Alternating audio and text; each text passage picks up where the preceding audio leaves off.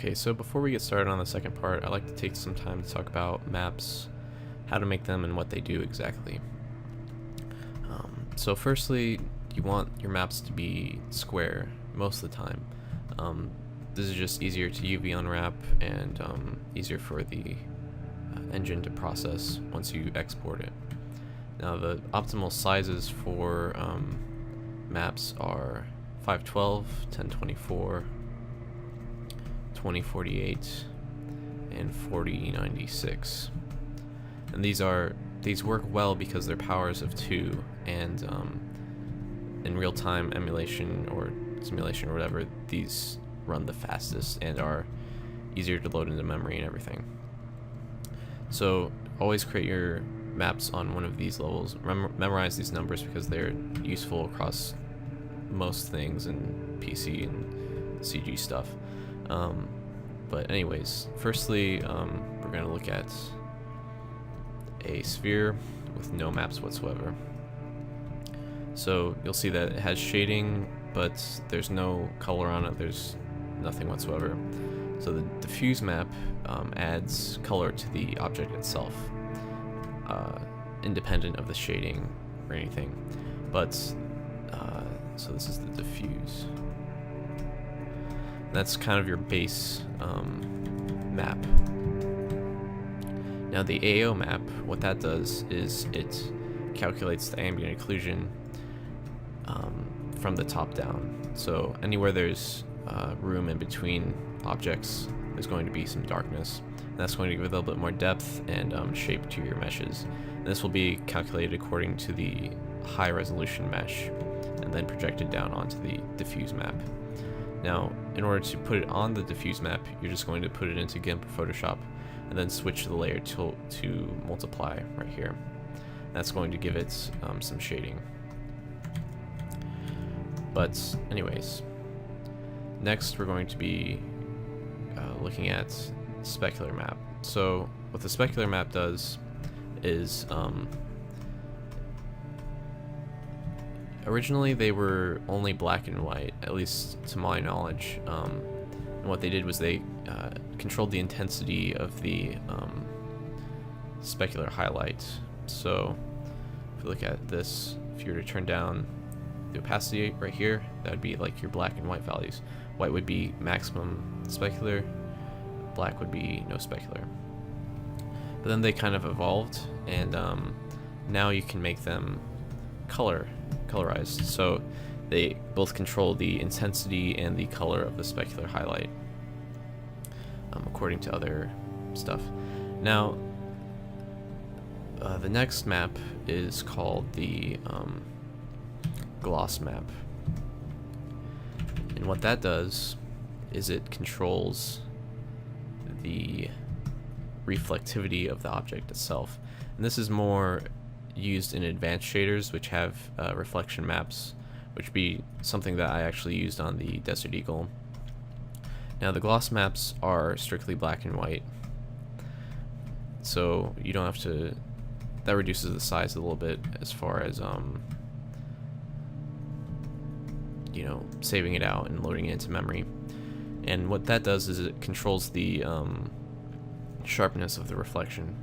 So if you have a gray value, something like this, then it's going to be slightly blurry, but if you have a white value on the map, it's going to be nice and sharp. And then you have it black, then it would just go back down to diffuse and specular.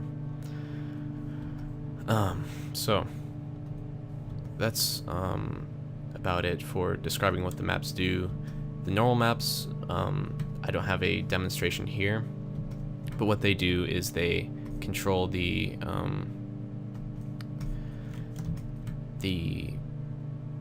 shading of the object. They override the shading on the surface of the object, so it might look as if there's some dents in it, or like different details that you normally wouldn't be able to get. And these are useful because they can emulate things that would normally take a high poly count to show off in real time.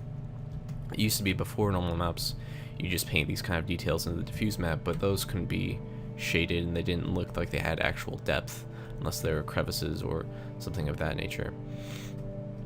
Now, another map I'd like to show you is the alpha map. And the alpha map, what that does is it actually controls the transparency of the object itself. So if you want something like leaves, I should say, or hair, or something that's very fine but flat, or if you just want to cut a hole in the mesh, then you can use the alpha map, which is based of two values. Well, it's black and white, and some engines allow for semi-transparency, some others don't. Unity allows for semi-transparency, but it has a little bit of a weird algorithm, and I'd recommend just sticking with either black or white for sake of convenience and other things. But in order to do it, you just paint black onto the map, and it'll erase away the little parts of the mesh for you. And that's something that I used on the magazine for the little holes in the side, and it's useful for many other things.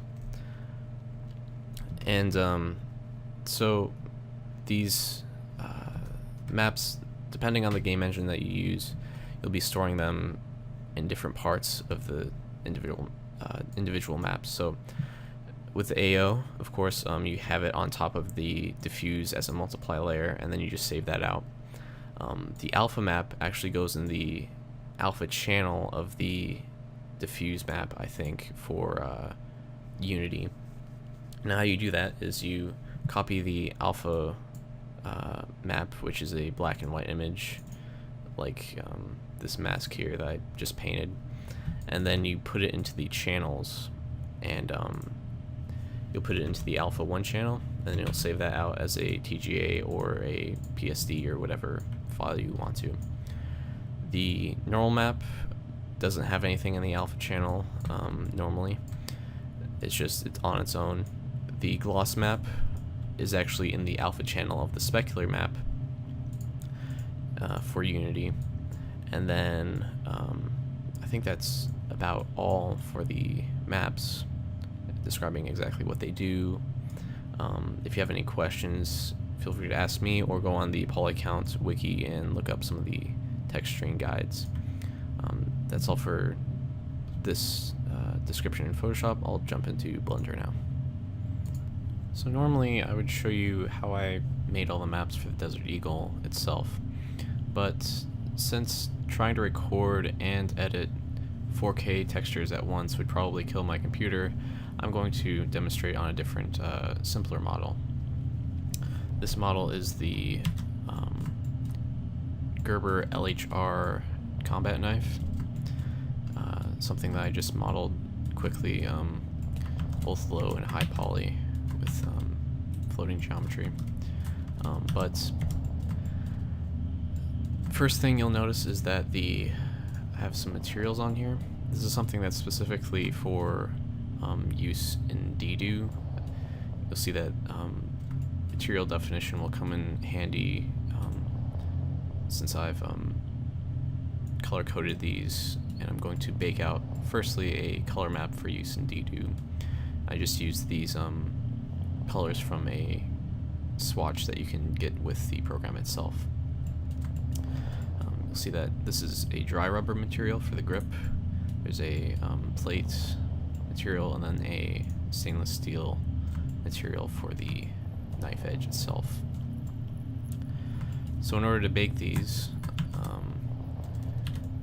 you just have to select all of them, make sure that the active one is the low poly, go into textures mode, and make sure that these are completely just blank colors and everything. I have the bias up here because of the floating geometry. You have to have that on in order to pick up on those. But I'm going to try and bake it real quick here. I have a margin set up as well. This is what that map looks like. Obviously I'm going to need to clean it up a little bit,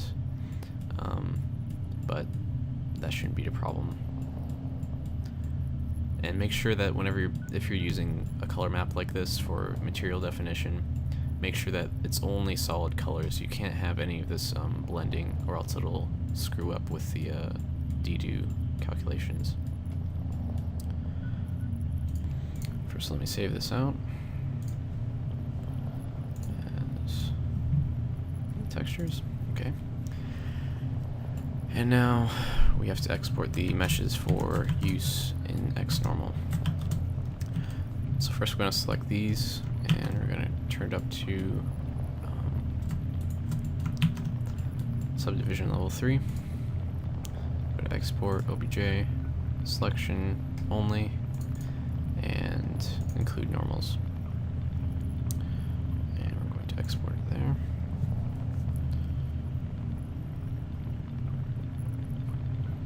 We're going to save an exploded and a low, an exploded low and high, and then a normal low and high. One will be for ambient occlusion, then the others will be for normal maps.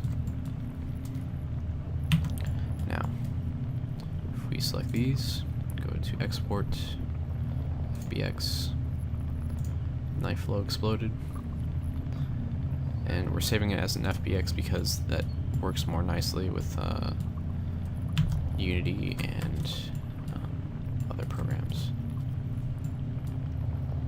And I prefer OBJ for just raw, high-resolution meshes. Okay, so now we can collapse that down, and then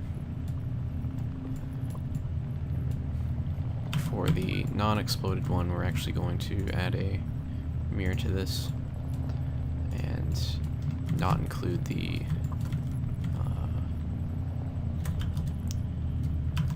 screw this there. Okay, export OBJ.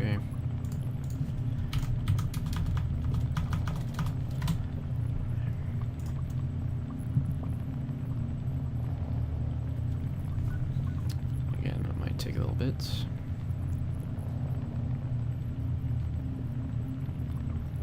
Just be patient.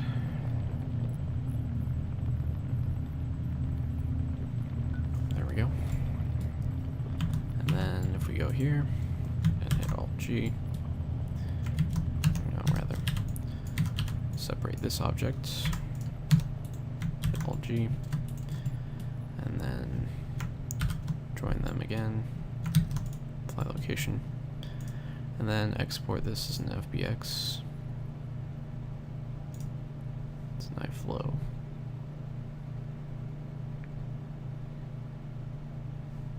And I think that's, yeah, those are correct. And now we can move on to XNormal. Alright, so when you first open up XNormal, you'll see that it says high definition meshes. You're going to want to go to add mesh and go to bake folder and add the high exploded. And then add the mesh, and then the low exploded. And you're going to want to set these to 2048 because that's what we're baking at. And make sure that tangent space is unchecked. Then we're going to go into bake folder. Let's call this knife. And you can set the renderer to anything you'd like to. I'm gonna stick with this for now. And I'm gonna turn up the edge padding to 16. And generate maps. And this should work. Yes. Looks brilliant so far.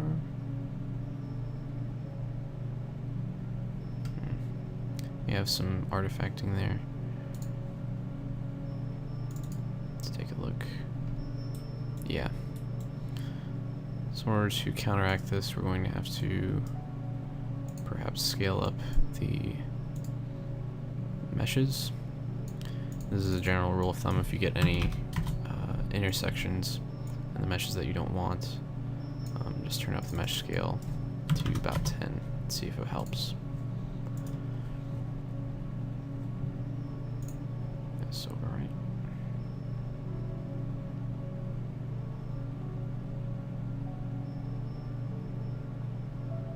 Yeah, see, that clears it up.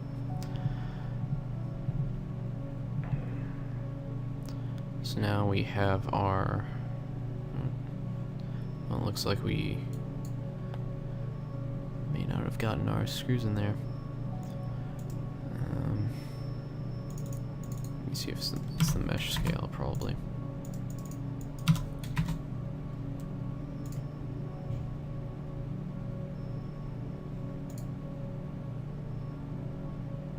Yeah. So as you can see, if you scale it up too much, then you'll lose some of the detail because it won't project as far.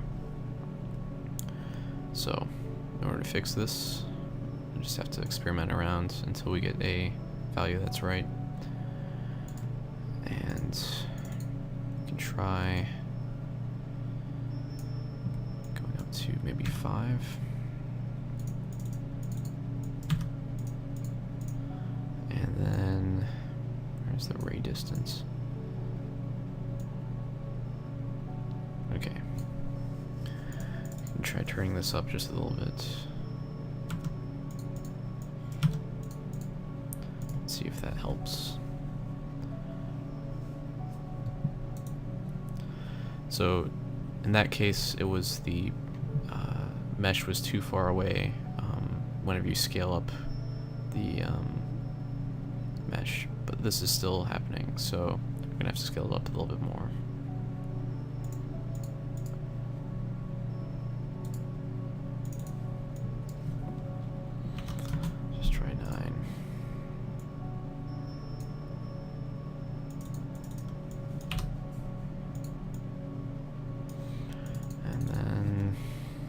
To maybe 2. See, it's the frontal distance that we want, so maybe bring this down to 0.5 and 2. It's good that these bake as fast as they do. They'd bake even faster if you use the CUDA option, just because it requires a little bit of tweaking until you can get the correct settings. You can see that we still have that issue. It may be that we can just combine these two maps, one with these and one without this. But let me continue to try.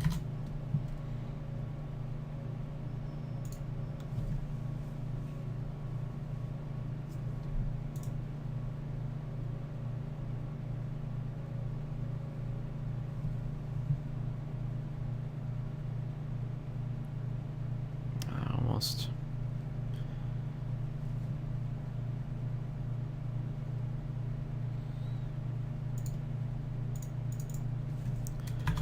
Turn down to 0.75. Let's see if that helps.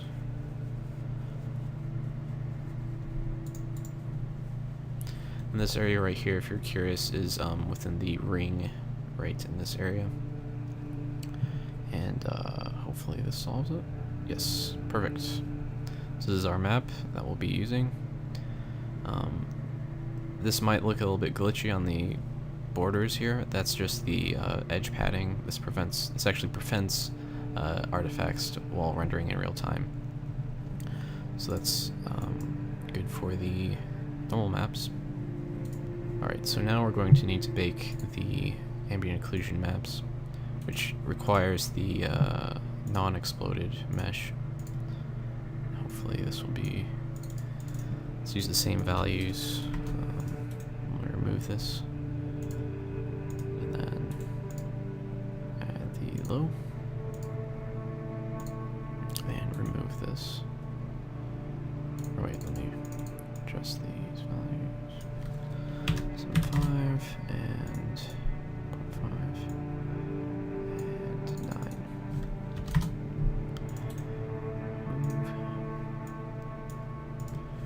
And this is one that might take a little bit, so I'll be back with you once it's done baking.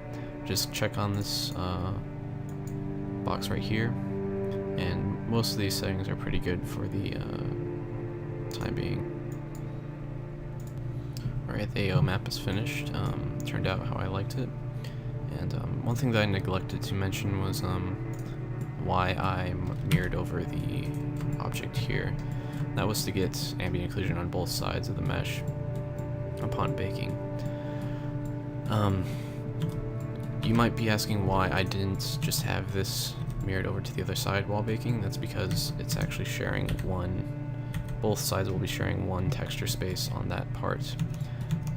And I didn't use a mirror on the center blade piece because it would most likely leave a seam right down the middle, which I didn't really want, even though I do have one along the blade itself. Otherwise, we can start editing away at the textures now with other programs. Alright, so this is Handplane. It's one of the easiest programs to use that we've come across so far. If we navigate into the folder and select our low poly exploded model, and then our map that we baked in X normal, remember it was an object space normal map, so it specifically has to be that in order to work. Now select your output engine that you want to render in. I'm going to be using Unity. And then set the padding to whatever you used in X normal, which was 16. So if you hit render, you should be good to go, and it'll have a underscore for what engine it's going to be used in. I'm just going to do tang for tangent, and if we look at it, you can see that there's some nice padding around all the edges, and it is the most accurate normal map possible that we can get catered to whatever program we're going to be using. If you take a look here in Photoshop, I've touched up the color map that we'll be using in Dedo. It's important to keep in mind that you can have no other values besides these solid colors, so no halftones, like for example this. Any of these tones in here will be made into a different material, and it won't look very good at all. So make sure that there are no transitions between any of the pixels and that they're all solid colors. And once we have all of these maps that we've baked out, we can now go into Dedo and Undo, which will be in the next part. See you then.